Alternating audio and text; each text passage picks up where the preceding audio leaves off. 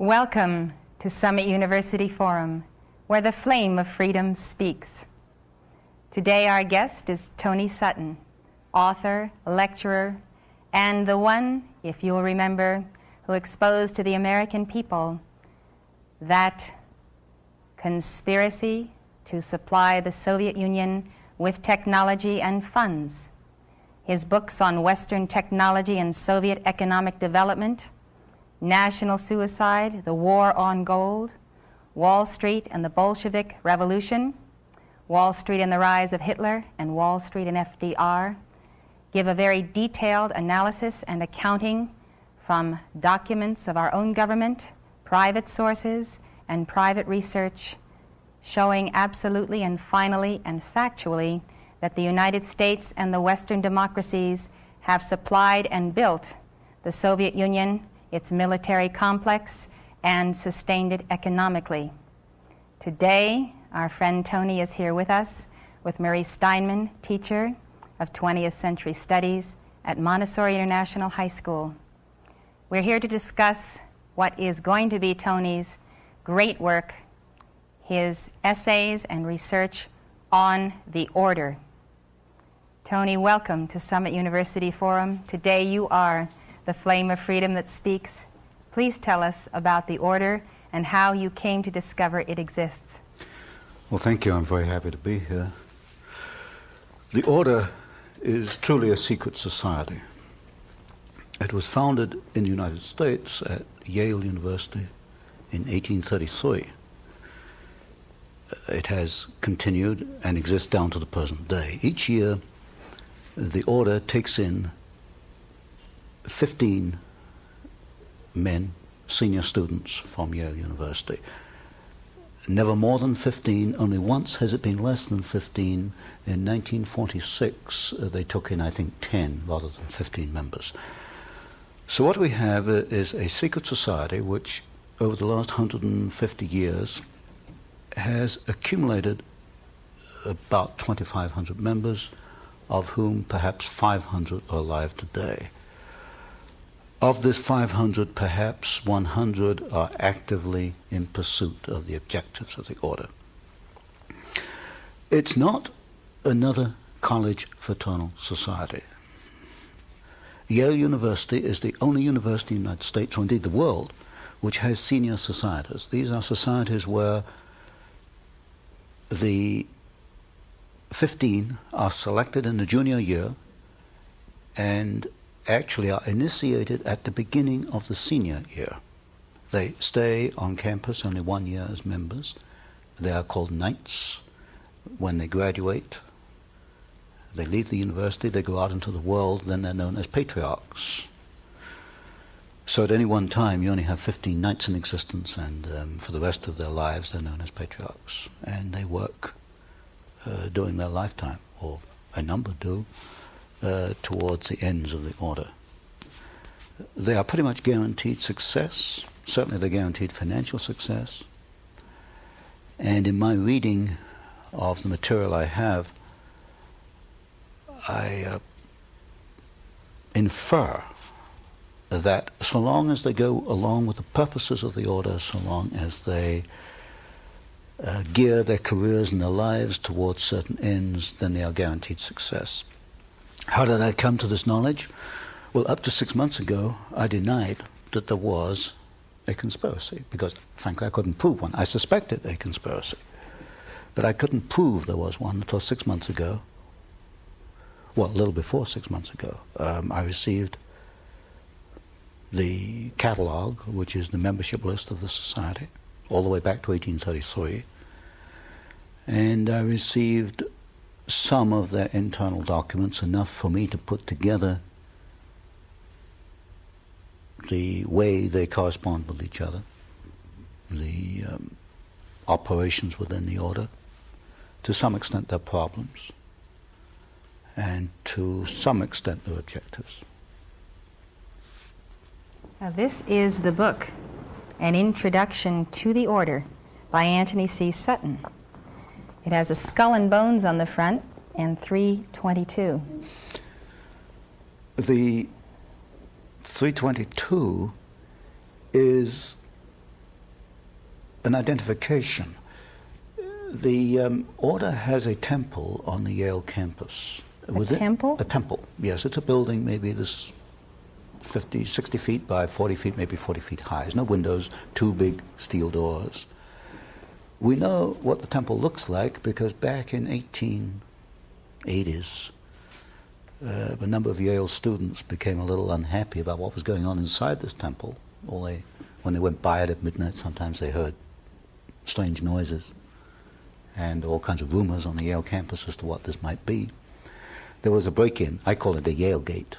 There was a break-in to the temple, and the students who broke in cataloged what they found, and they made a drawing, a design of the interior of the temple.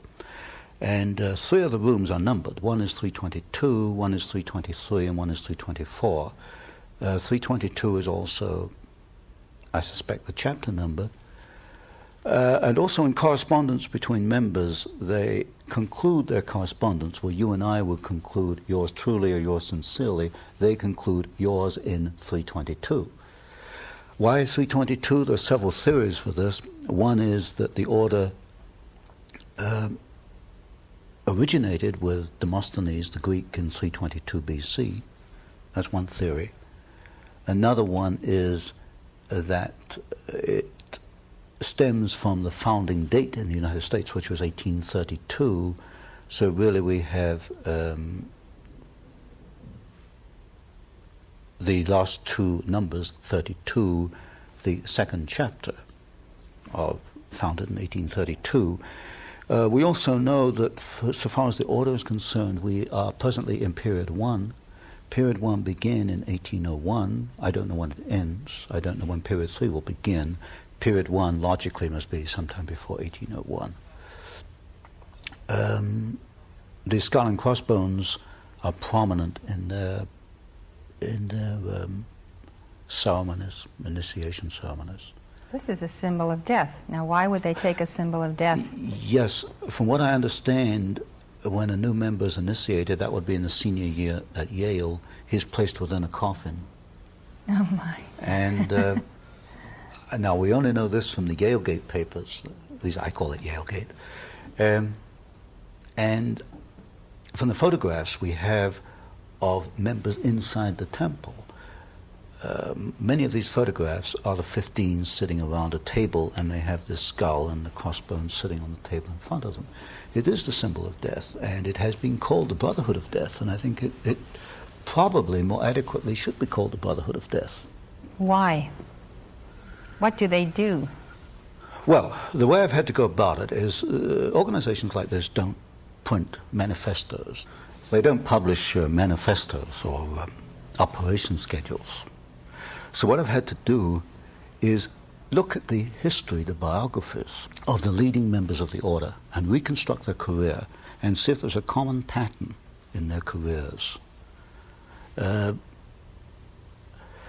While doing that, I came across some interesting documents. Some members apparently are not too happy once they become involved with this after 10 or 20 years. One member in particular left a memorandum. He wrote it in 1932. It was buried away in his papers. I don't think anybody found it before I did. And it was a 6-page memorandum on the order, naming some of the members, and said it was the most sordid thing that ever happened in the history of man. So, but to come back to my point, I have to reconstruct the objectives. What are the objectives? In the words of one member, might is right. If you have the power, you use it to achieve your objectives.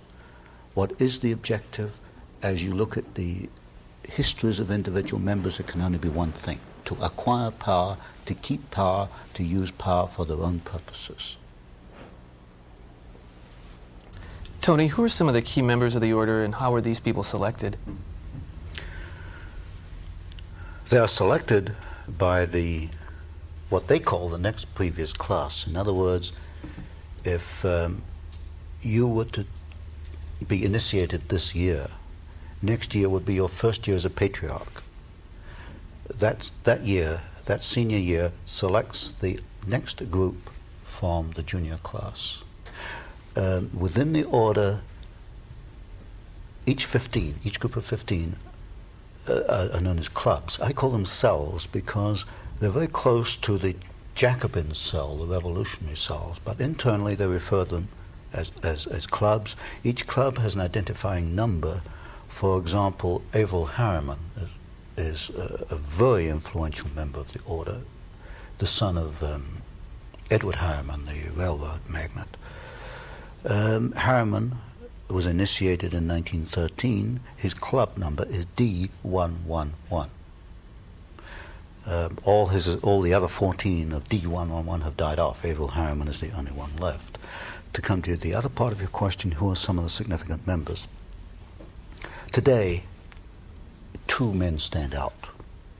One is Averell Harriman, who is I suppose, the chief financial angel of the Democratic Party. The other is Vice President George Herbert Walker Bush. The Bush family is quite prominent within the order. Now, if you go back in history a little, you'll find that George Bush's father, Prescott Sheldon Bush, was also a member of the order. He was a member of Brown Brothers Harriman, which is the Harriman Private Banking Company. So today you've got two men who are supposedly in politics in opposition, Bush and Harriman, actually the members of the same secret society. And Bush's father was not only a member, he was a partner in what was then Harriman and Company, which later became Brown Brothers Harriman.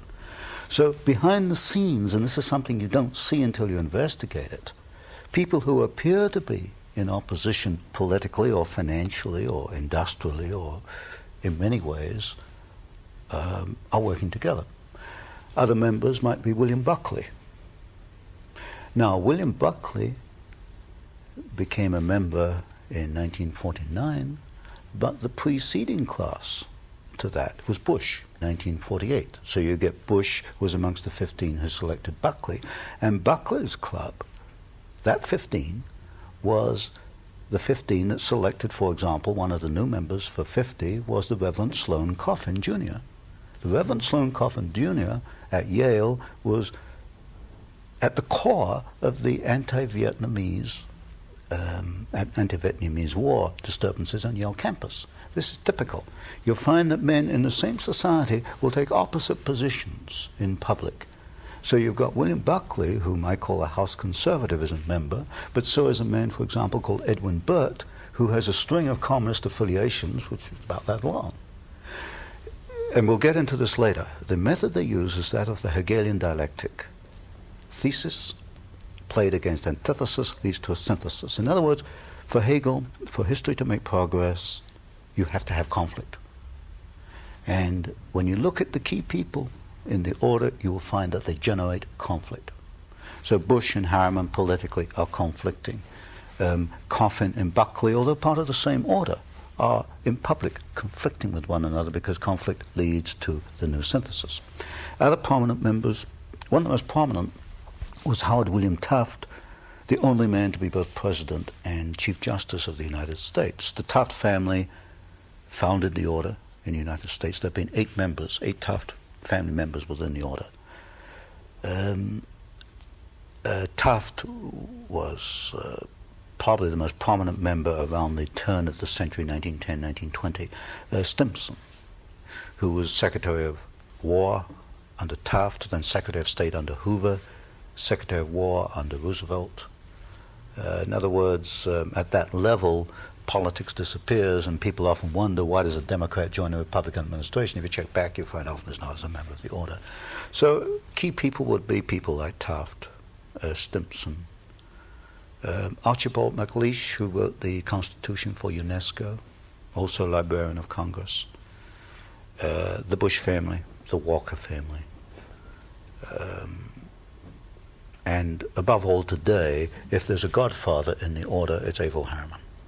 Well, Tony, here we have an elected representative in our government who could become the occupant of the highest office in the land, who, unbeknownst to those who have elected him, belongs to a secret society with purposes and goals antithetical to those of the United States. Mm-hmm. Now, exactly what causes does the order espouse, and why are these divergent to those of our founding fathers? Well, the causes one can only deduce at this point from the operations of these men as individuals and working together. They want to acquire power above all. Power Political to do what? power. As you look at their actions, the political power is to bring about what they call a new world order, which is a one world. But they use the Hegelian techniques, and we know enough about Hegel to know that not only does this mean the dialectic process, the creation of conflict, but it also means that individuals such as you and I, or anybody watching this program, will be cogs in the state, that we have no individual rights. Individual rights for Hegel come about through obedience to the state. We see it in the educational process, which we'll probably talk about later, that we have adopted what I call a Hegelian system of education, which is not to bring out your innate talents, but to prepare you to be an individual cog in the state. Now, are you saying the members of the order believe this, and this is a part of their worldview? I would say that there is a minority within the order that does believe it. There's one thing I've learned in looking at the papers, that they're not all active. Maybe at any one time only 20% are active. Undoubtedly, the 20% that are active have this goal. If you look at Taft's great work, although as a president he hasn't accounted for very much in the literature, Taft's great work was to bring about the World Court, international law. International law in a World Court will be essential in a New World Order.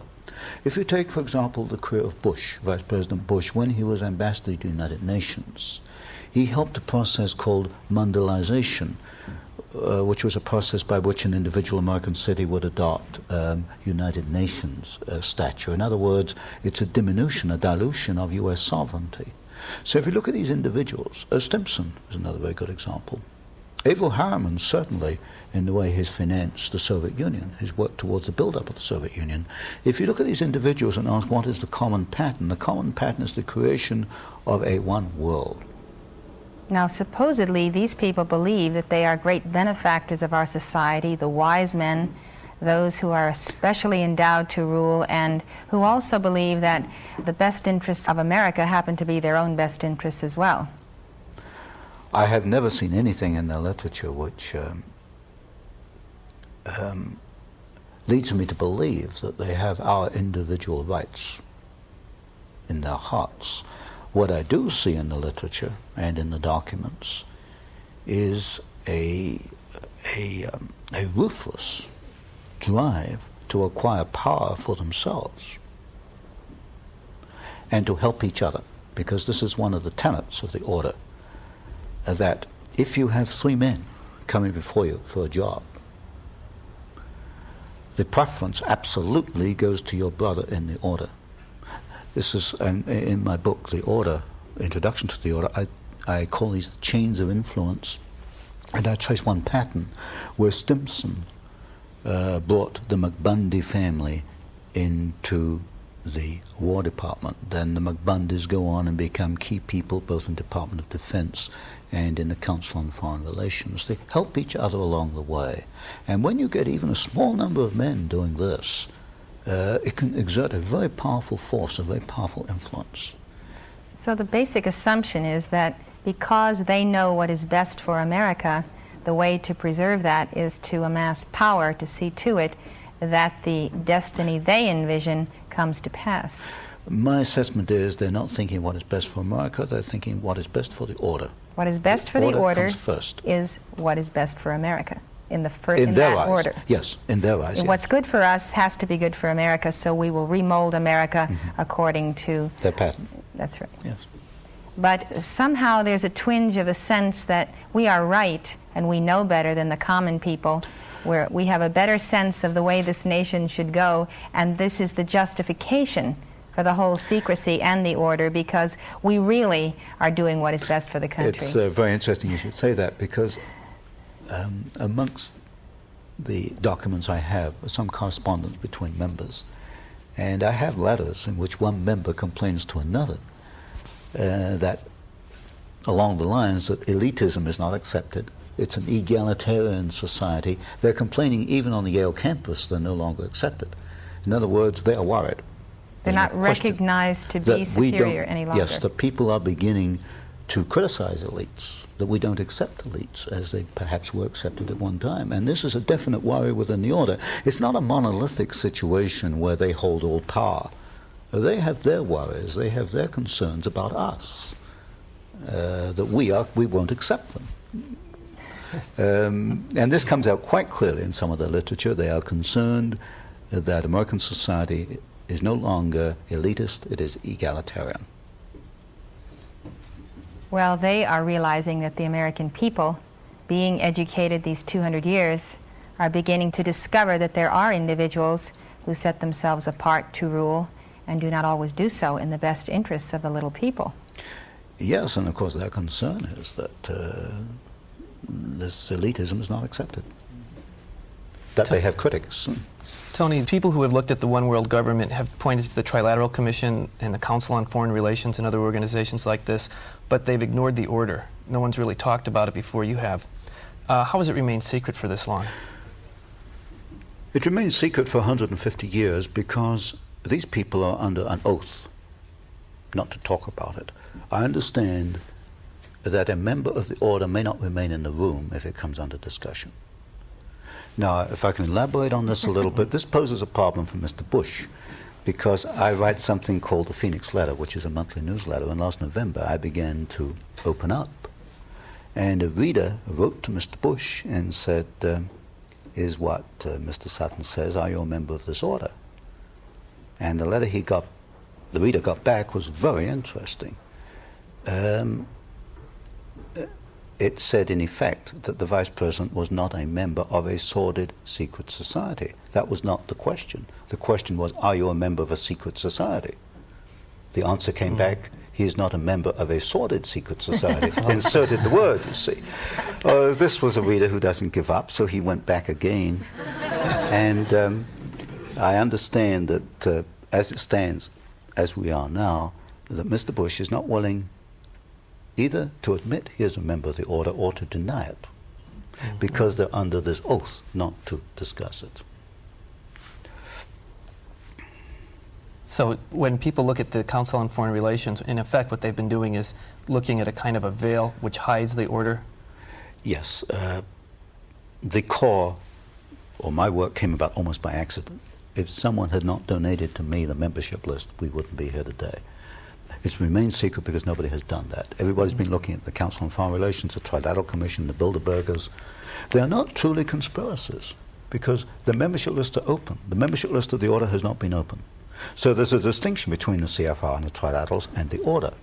CFR and Trilaterals are not conspiracies because they are not secret. Well, you know, Tony, they have very powerful men in both of these organizations, yes. David Rockefeller, David Packard, who I know you know well. How does the order direct or control people who have such wealth and such influence? It has members of the order in extraordinarily most of your key spots in the United States, in manufacturing, in business, in law, in finance, in banking, you name it, there's a member there. In many areas, it only needs one man on a committee to say no. For example, I've identified so far a dozen publishing houses with one member of the order on the board of directors. All that man has to do is say no, and the manuscript doesn't get published. So one way they influence is by one man's negative vote, often on a committee. If a man will persistently say no, he wins the day. Another way they do it is by social persuasion. It's the country club technique. You'll get two members who are thinking along the same lines. They'll meet David Rockefeller or the David Packards or whatever in the country club. They will both give him the same argument and put pressure on him. So you've got this social persuasion aspect. You can't document it, you can't identify it, but obviously it's at work here. You've got other organizations, particularly the private banks. For example, Brown Brothers Harriman, very important private bankers. I've identified 9 members of the order in this one banking organization. This probably is the core of the order in the United States, Brown Brothers Harriman, the bankers. So there, you've got 9 of them sitting down together, and you know they're working together for financial purposes. So they control and they influence and they dominate in a number of different ways. So would, let's say, Bill Buckley and Mr. Harriman sit down, do they say, let's figure out how we can use a little right-left pressure to move the country in such and such a direction? They wouldn't have to do that. If Averill and Bill Buckley ever sit down, and I'm sure they do, they sit down as brothers in the order, which makes them different from you and I right away. They've gone through the same initiation ceremonies, they know their history, they know what they've achieved, they know what they want to achieve. They sit down as brothers of the order. They don't have to discuss really ways to do things. It's perhaps a little difficult to explain, but they don't map out strategies. They don't have to. They are the strategy. They are the strategy, exactly. So they do what comes naturally then. They do what comes naturally. And this, of course, is very different argument to many people who've promoted conspiracy have made. They get across the idea that these people telephone each other and have little drawings and maps and diagrams. They don't operate like that at all. If you meet these people, they think alike, they talk alike, they come up with the same ideas simultaneously, and they move simultaneously. They know what they have to do. So they're a breed. They're a breed, exactly. Now, Tony, what has this breed done? What are their chief accomplishments in molding domestic and foreign policy and actual events in American history since their founding at Yale? One is they have acquired enormous political and financial power. You'll find representatives of the order in politics, as I mentioned. What have they done with this power? What has happened to America that would not have happened had they not been the order? Creation of war and revolution. Specifically, which ones? Do you have documents on that? The third book in this series, which I'm bringing out, takes 2 wars and 1 revolution. Well, 2 revolutions and 1 war. World War II, the Bolshevik Revolution, and the rise of Hitler, which I call a revolution in Germany. We can find the order behind the Russian Revolution, the Bolshevik Revolution. We can find behind the rise of Hitler. We can find in the maintenance of both of these systems, the transfer of technology to both. Since you've already proven that Wall Street is behind the Bolshevik Revolution and the rise of Hitler, now you're proving that the order is behind Wall Street. Exactly. Now, who's the key figure in the order or figures that mold Wall Street? In order of dominance, Averill Harriman, partner in Brown Brothers Harriman. Stanley of Morgan Stanley. It used to be J.P. Morgan, then it became Morgan Stanley. Those 2 are the key. What did the order want to accomplish in the Bolshevik Revolution? You create opposing forces which you place in conflict. Out of conflict, you've got profit, you've got political power, and you can direct history. And if you look at the writings, for example, of the Trilateral Commission, they talk openly in the Trilateral Commission about managing conflicts, not solving conflicts, but managing conflicts. Conflict management, that's the cry. So they got the profit, the power, and the management. Mm-hmm. Where do they want to steer history through the Bolshevik Revolution?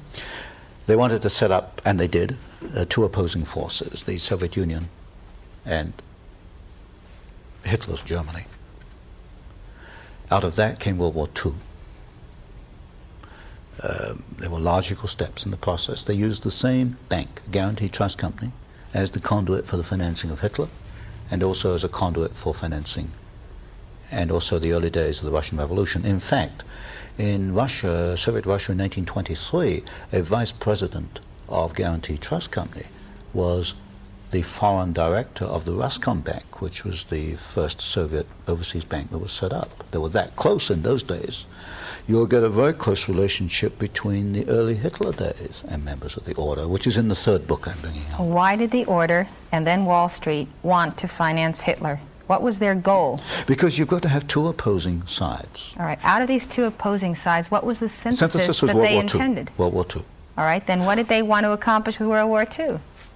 Conflict, and out of conflict, you got political power, out of which they created United Nations. Well, surely they want to accomplish something with the power they acquire, a specific social goal, management of the population, and then, of course, you get into education. Well, I think out of World War II, you got many organizations I see World War II as a step on the road to establishment of a world order. Because out of World War II, you got United Nations, you got this whole complex of so-called international organizations. You got the beginnings of a world economy. And you get, certainly in education and communications, the beginning of a world communications system. So World War II was a step in the road to a world society.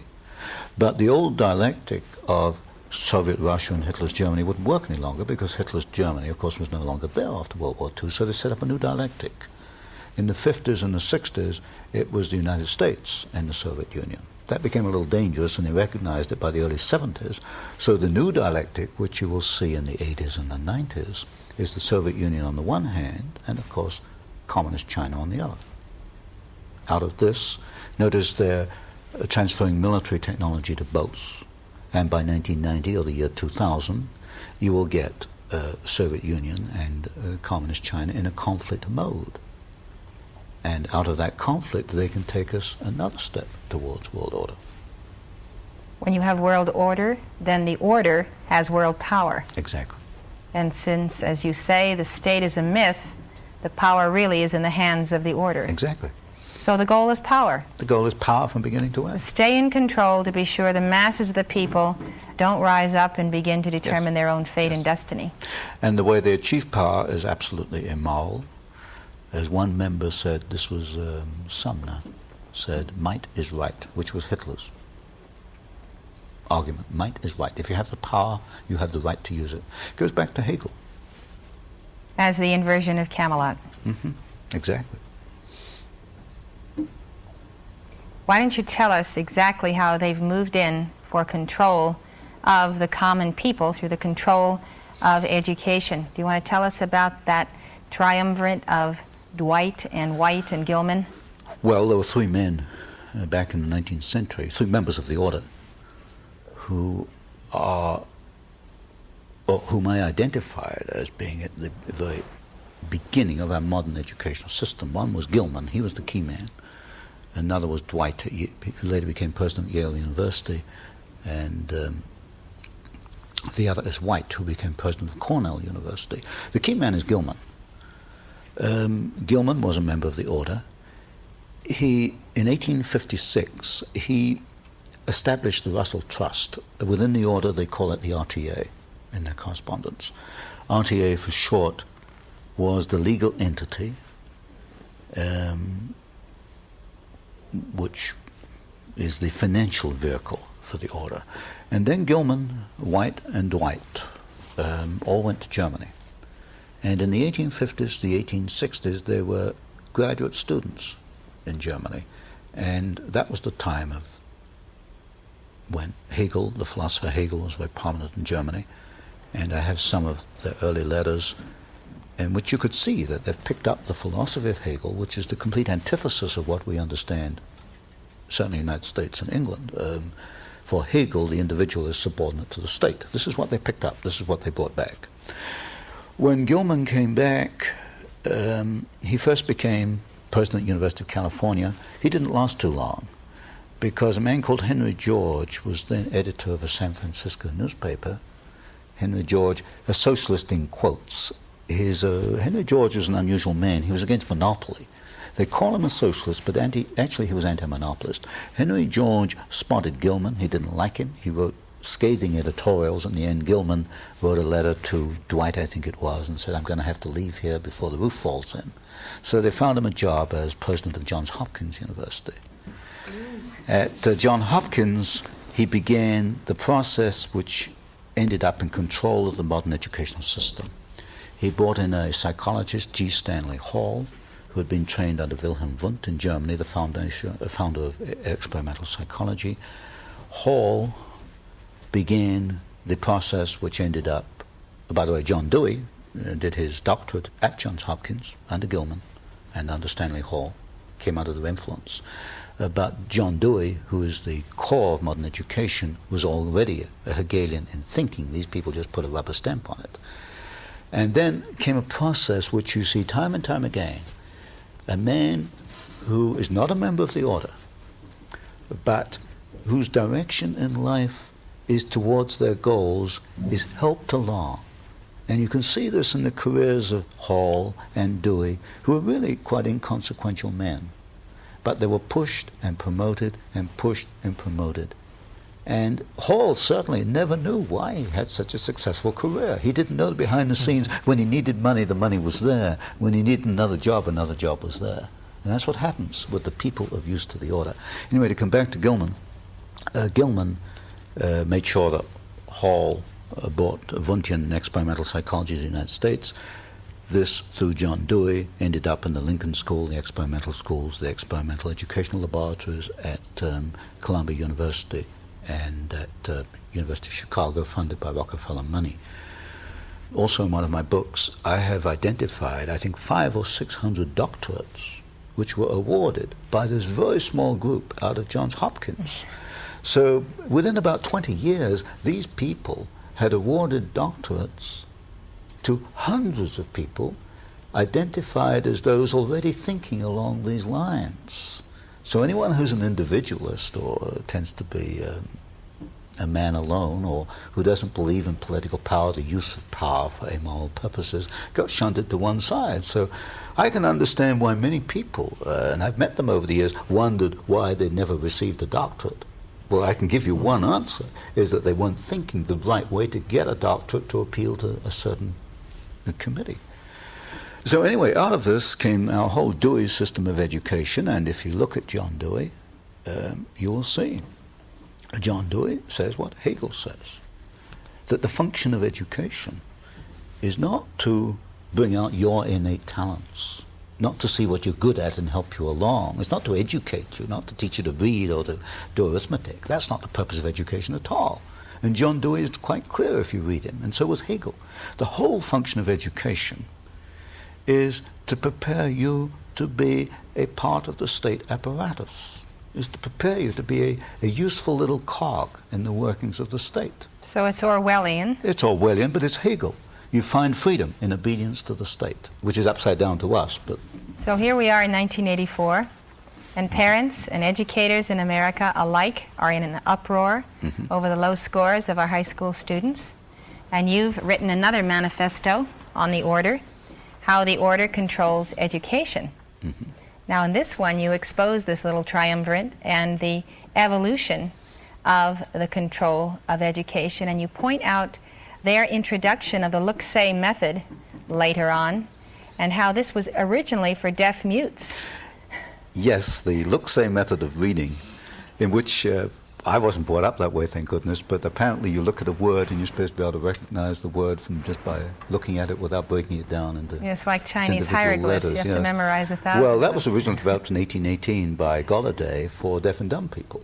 Works fine for deaf and dumb people. And very ingenious and a very useful invention if you're deaf and dumb. I can see that. But then apparently someone in the order recognized its usefulness, because two Golladays, the grandsons of the original Golladay, were inducted into the order. You'll find two Golladays in the order, grandsons of the original inventor of this, and you get Horace Mann comes along in 1840, and through Antioch College, which was controlled by the order, the Taft at that time. This is how I say people who are not in the order but are useful to it get pushed along. Horace Mann was useful to the order, was brought into Antioch and pushed along in his career. Listen, Horace Mann picked up look-say, and look-say came through John Dewey, and that's what we have today. You wonder why the kids can't read. Of course they can't read. I have to laugh, Tony, because I went to Antioch. Oh, excuse me. Well, you know about the trustees with Taft. Oh, I know a lot about Antioch, and I know how it felt to be there. But well, I didn't know. It prides itself in being very liberal, very free, and very individualistic. Well, liberal in quotes, because if you look at these systems, they are anti-liberal in the sense that I understand it 100 years ago. They're not liberal in the sense of freedom. But I certainly didn't know you at Antioch, so you're in the right position to challenge anything I say. I don't have any defense of Antioch. You know, I learned a lot there about a lot of things, but I smile about it because Horace Mann is certainly a very important figure in their history. Okay. What I think is amusing about this look-say method is that it is used to keep people deaf and mute today. Yes. Who were not born that way, yes. but were made. Yes. I've been horrified. You know, I used to teach University of California, I was horrified at graduate students who couldn't spell or write a simple sentence.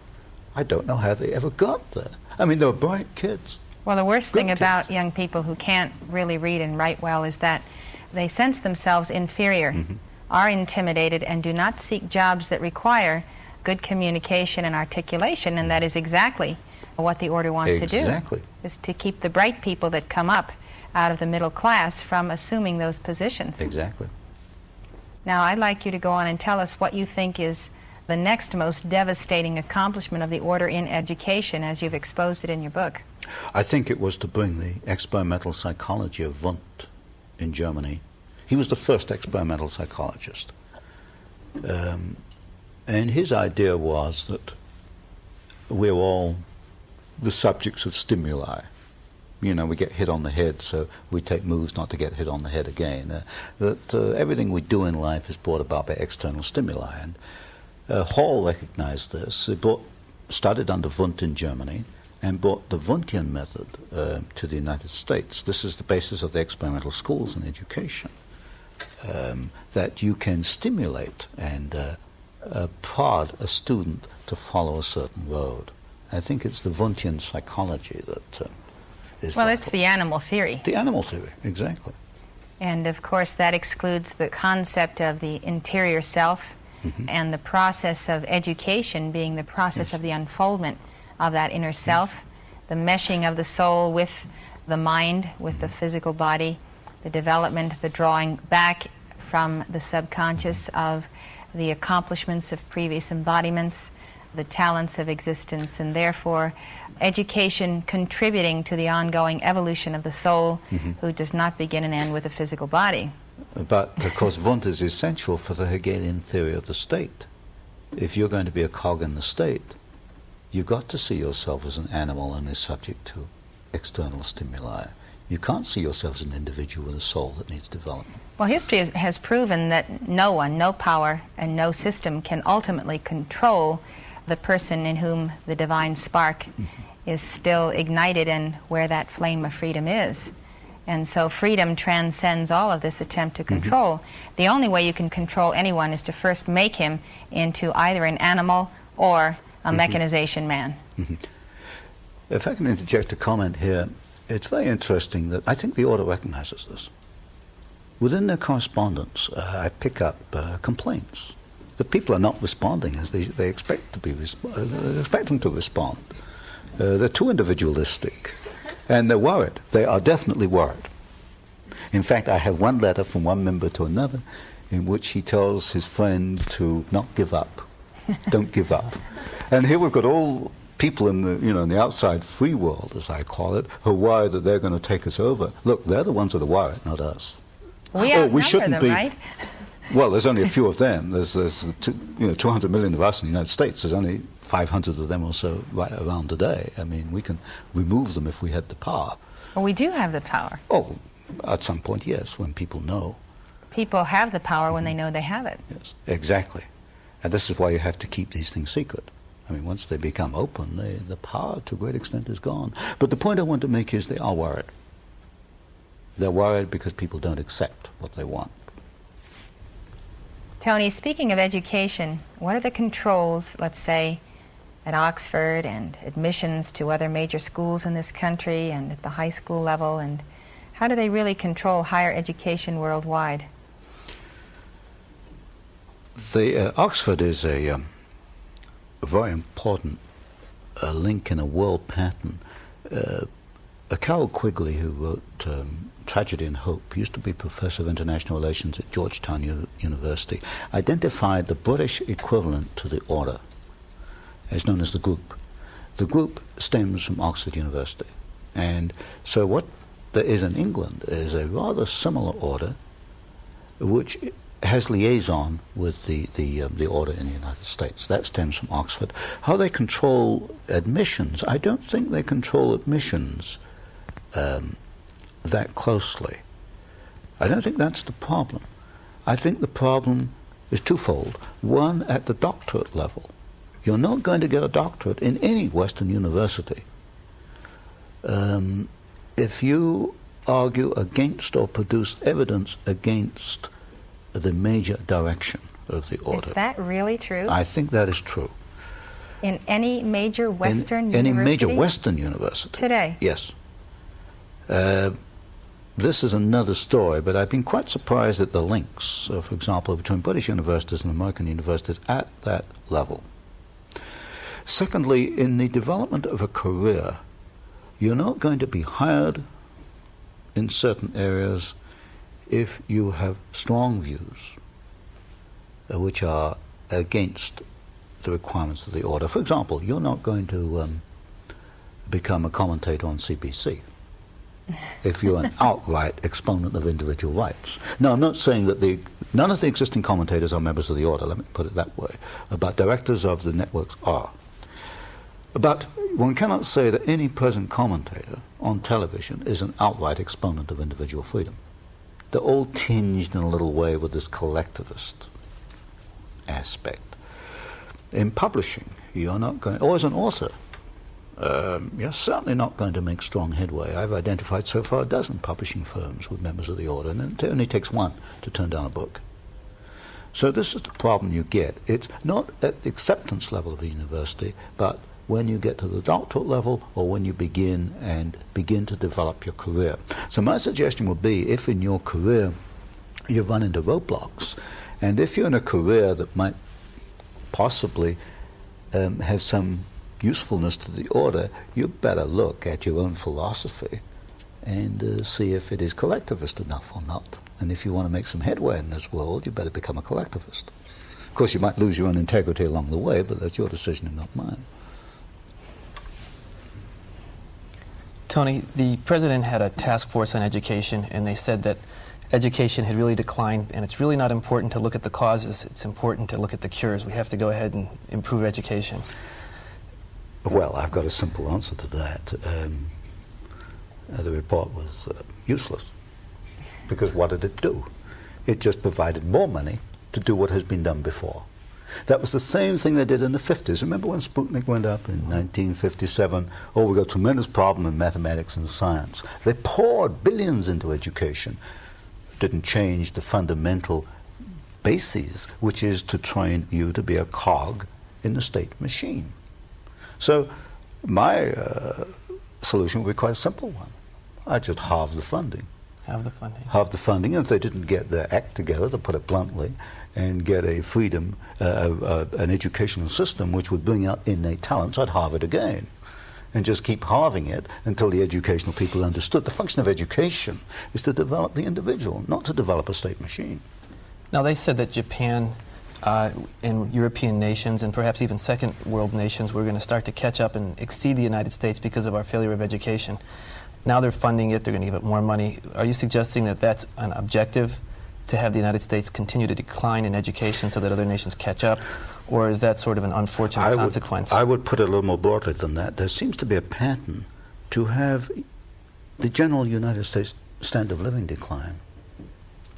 And not only education, but in order to raise the rest of the world to the American standard of living, they're going to allow the American standard of living or force it down, because the system here over 200 years has been too successful. And of course you can't take our successful system and apply it to underdeveloped countries, because after all, what was the success based on? Individual initiative. And that's the last thing they want. So they've got a problem. You've got these statist and Marxist statist countries who are underdeveloped. You can't apply free enterprise, because then you've lost your statist control. You've somehow got to raise them, and the way to raise them is to take some from the United States and give it to them, and hope we'll all end up at the same level. So it's a broader thing than education. It applies to finance, it applies to economics, and a number of things. Well, they said in this report also that if a foreign power had done this to us, that we would consider it to be an act of war, that it had so seriously weakened the United States. Based on what you were saying earlier about the order sponsors war and revolution, if the order has carried this out and has been primarily responsible, would you consider this to be an act of revolution?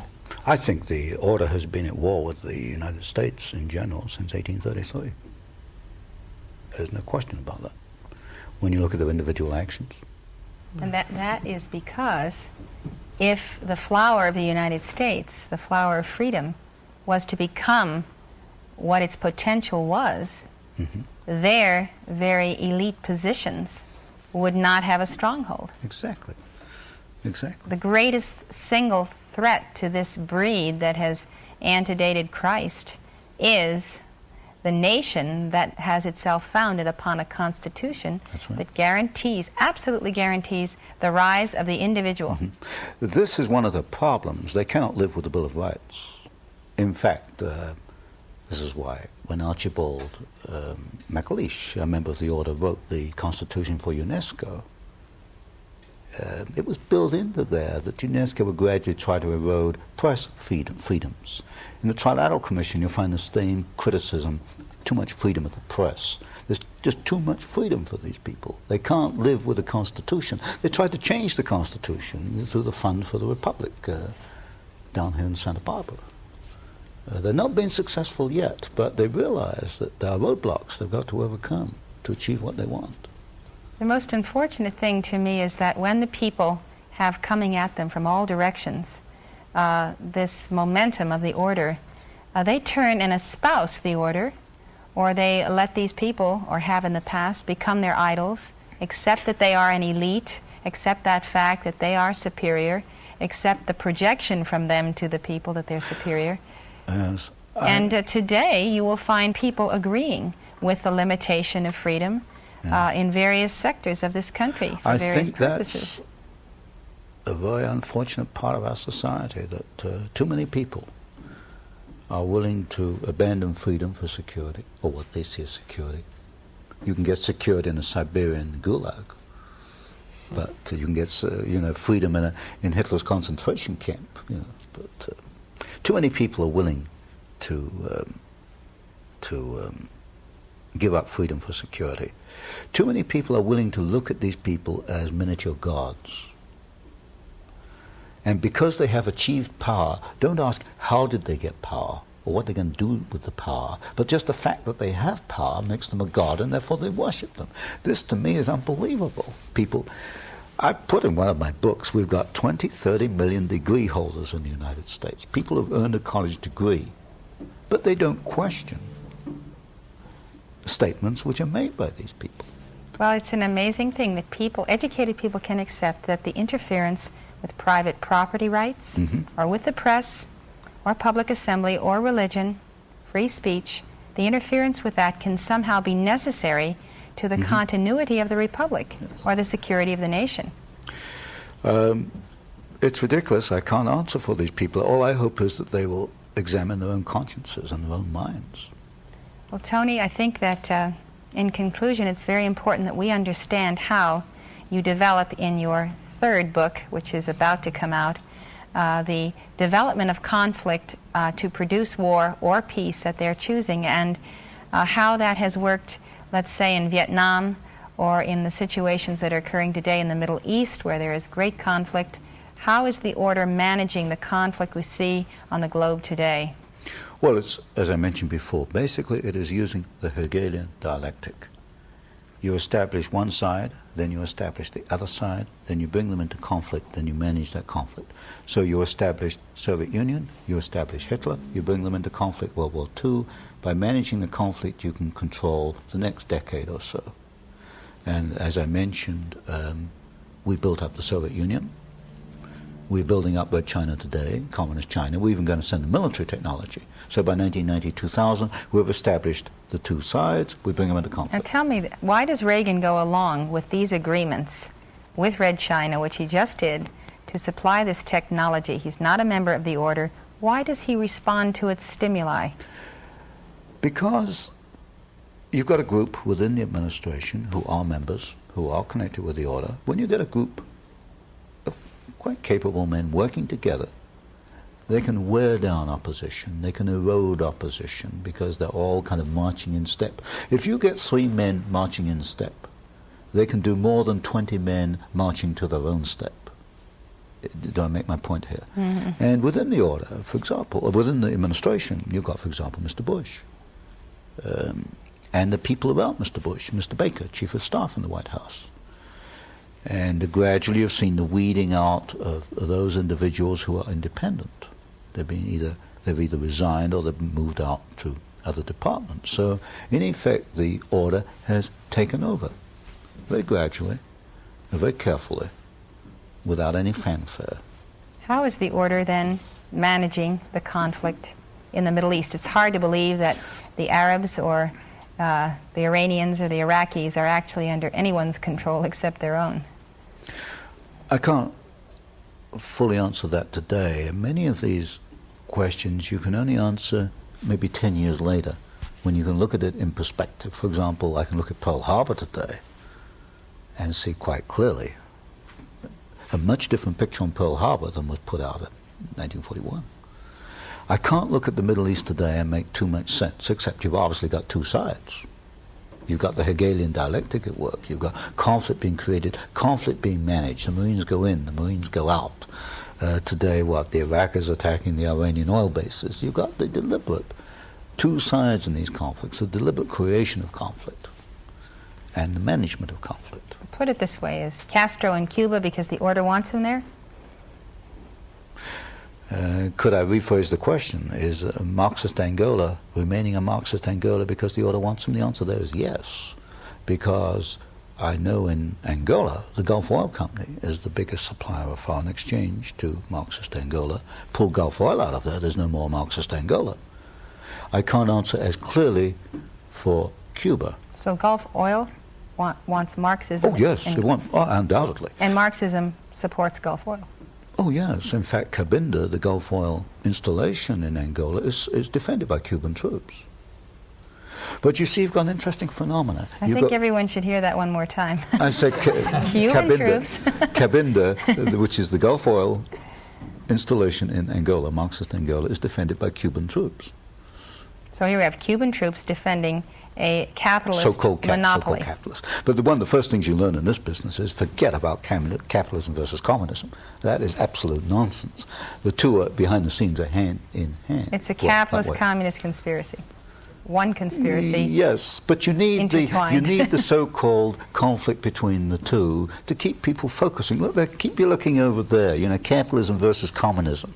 That makes a nice little picture. You get books on it and films on it, capitalism versus communism. That's not where the action is. The action is over here. Well, what's the greatest single threat to the United States in terms of Central America, Nicaragua, El Salvador, the government of Mexico, that we need to be aware of in terms of an understanding that it is the order that is arranging things that are very detrimental to the future of this country? Well, there you have a complex picture,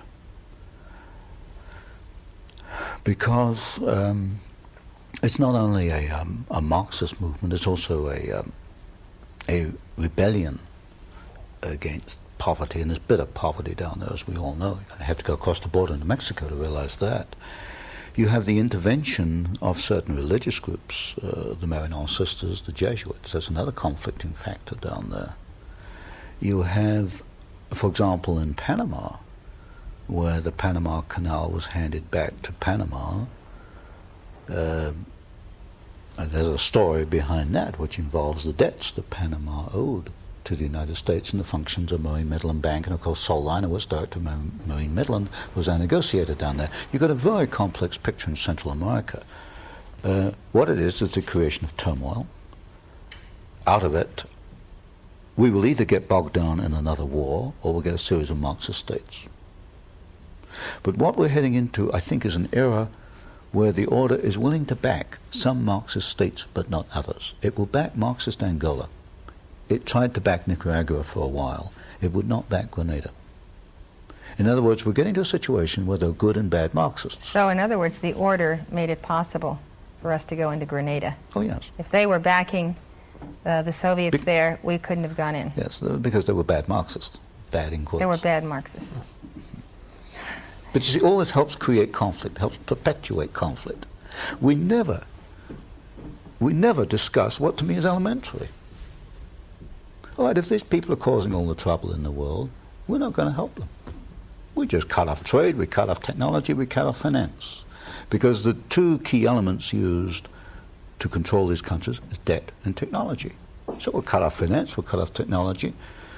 Marxism can't survive a decade without Western finance and Western technology. It'll crumble. But we won't do that. Why won't we do it? The only answer is we have to keep these systems going to create conflict. So we mourn the shedding of blood of our Marines and their deaths when we ourselves are giving our blood and sweat every day of our lives to feed this international system. International conflict system. What do you think is the most important statement that you would like to give to the American people regarding the challenge they face in the order? I think the challenge that they face affects not only their lives, but those of their children and their grandchildren. What can they do? I think first is understand what it's all about, to listen and to learn more. And then, as I've argued in one of my books, to develop their own individual plan. What role in their life, what are they going to do as individuals to thwart or to block in their own little way the purposes of the order? Whereas it may be joining an organization like yours, or maybe 1,000 different ways of doing it. So I think it's up to an individual to look at this and decide what he or she is going to do. And also discover that there is strength in union and strength in numbers when tackling a Goliath of this proportion. Yes, particularly I think psychological strength. I have no problems of acting alone, but I think most people do. I think most people prefer to have what you might call a peer group that thinks and acts as they do, and they maybe feel stronger. That's never particularly worried me. I always get worried when I find a lot of people are thinking as I do. I feel there might be something wrong with me. But I know it does worry most people. And so joining a group would undoubtedly be a good thing to do. Well, how effective do you feel you've been as the Paul Revere of the 20th century? I don't see myself as a Paul. I see myself purely as a researcher doing a job. You're publishing books that are giving information that is sounding an alarm that the order is coming. Well, that was not my purpose. My purpose was quite simple. There's a problem. No one's looked at it this way. All the answers I see are wrong. Let's see if I can find an answer which fits the facts.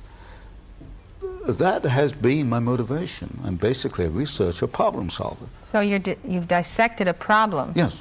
But how have you solved the problem? Oh, I haven't solved it. All I've said, hey, there's the problem. I've really created problems.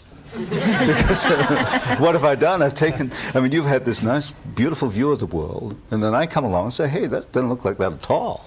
If we take this, that's what's happening. So you're an iconoclast. I've created more, yes, I've created more problems than I've solved. Well, sometimes the flame of freedom has to do that, to destruct, Yes. tear down, Yes. and then finally build. Yes, you have to know what you're fighting. And that is fairly clear in my mind at this point. So in your own way, you are a prophet to the nation, and you're saying if you don't take a look at this problem and do something about it, it may swallow you up. Exactly. What springs to my mind for some odd reason is the Essenes. What was it? The forces of darkness and the forces of light. That's the root of the problem. Well, Zarathustra defined it in the same way. Forces of good and evil. Yes, that's what it comes down to. These people are evil, there's no question about that. None. I was interested, when you were talking about the conflict back in World War II, I wanted to know what assurances they had that Hitler would attack Stalin, since they had signed a non-aggression pact, and therefore, what assurances do they have that China and the Soviet Union will become embroiled Yes. in a conflict? Because, at least in the Soviet Union, and I assume so also in China, they study history. When they financed Hitler, one of the discussions was, what does this man, Hitler they called him at that time, what does this man Hitler want? What will he do? And because there was some discussion about whether they should back the communists in Germany. And then the agreement was to back the National Socialists because they could be manipulated into a war of revenge. At first the target was France, and then later it became the Soviet Union. They have no guarantee. They can make mistakes, and they've made many mistakes. There's no guarantee that you'll get conflict in 1990, 2000 between China and Russia. I mean, my argument is there's another way to look at this, that China, Peking, and Moscow, the people are not stupid. I'd back a Russian planner any day of the week against a Yale graduate. I mean, I know the Russians. I mean, my books have been on Russia. They are very, very ingenious and capable men. The chances are that China and Russia will get together against the United States. That's what well could happen. In other words, the best laid plans of the order Getting off the stray. the best laid plans of the order Can go astray and have gone astray. They have no guarantees. well, these kingpins who move nations on their chessboards may one day find out that they themselves wind up in the jaws. They will, or their children. Averell Harriman at 92 is not worrying, but some of them are. Well, it seems to be the perpetual fate of the sorcerer's apprentice. They're creating a monster, and China, I don't know. I don't think they realize it. The Chinese will never be controlled by any Western minds. That is just a fact of the inscrutable East. Given power, they are probably the most clever of people on the planet. They only lack one thing, is power. And we are now giving it to them. Financing and technology. I would agree with that. I think our plan, their plans, not ours, their plans could go astray very easily. Sure, because it's in the Soviets' interest and in Peking's interest to play the other two powers off against each other. That's right. So why should the order's plan succeed? Sure. That's right. Especially since, Antony, by that time, the Chinese and the Russians will know all about the order thanks to your books, and they will not be about to allow Wall Street or the power behind Wall Street to determine their fate. I think they are aware of the power of the order. Who went to visit Andropov? It was Bush. It was Harriman. The U.S. ambassador never had a private audience with Andropov. They are aware. The thing is, how are they going to play on the awareness of the world public? Now this has become public. How are they going to use that? How can they manipulate that? And I think they could. Well, their game is to tell us they're going to deliver us from our overlords. Exactly. From so our we gods. better do it ourselves first before they do it for us, because otherwise we'd be replacing one monster with another one. Well, we have to identify ourselves as Americans and realize that they're enemies of the people, both within and without this nation. I think that some of our people tend to consider those who are the betrayers of America as Americans, and therefore to be anti-American. They don't think of themselves as Americans. No, but our people, the common people, think that the members of the order in this country or the power elite are Americans, and then they tend to become anti-American or anti-the elite. That's a great mistake, It because is. they may historically have come from the Pilgrim Fathers, but they gave up being Americans 50, 60, 70 years ago. Maybe they never were. Well, maybe they never were. That's another story. Maybe they never were. Tony, does the order have a vested interest in the nuclear hysteria? And are they... Oh, yes. They were there right from the start.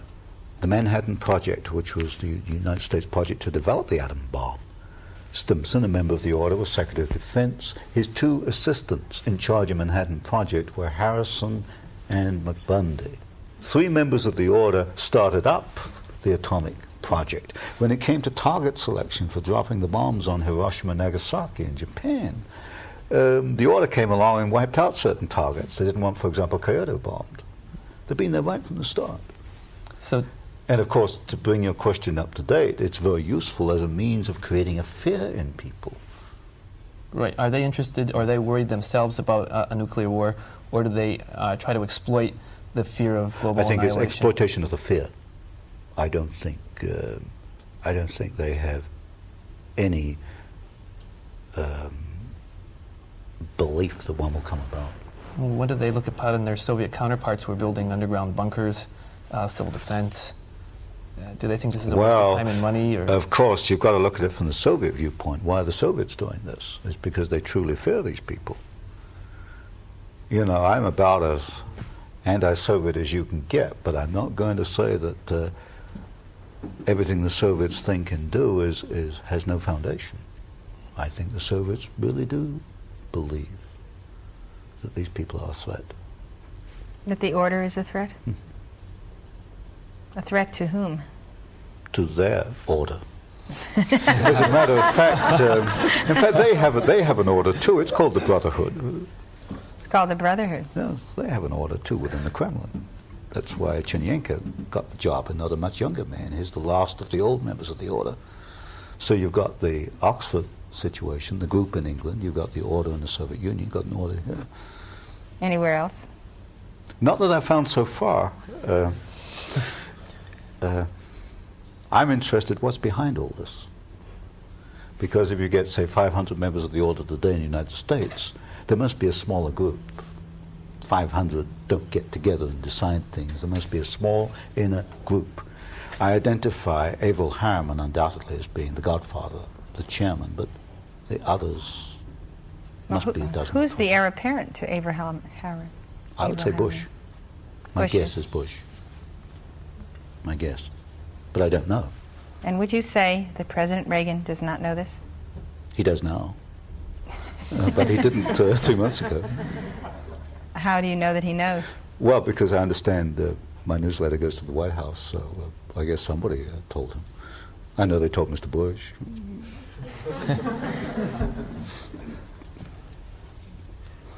So I don't know how they're discussing it. My spies haven't told me yet what they're saying amongst themselves, but I shall find out sooner or later what they're saying. Tony, we'd like to thank you for being with us at Summit University Forum, where the flame of freedom speaks and where you have been its spokesman today. Thank you very much and come back soon. Thank you very much.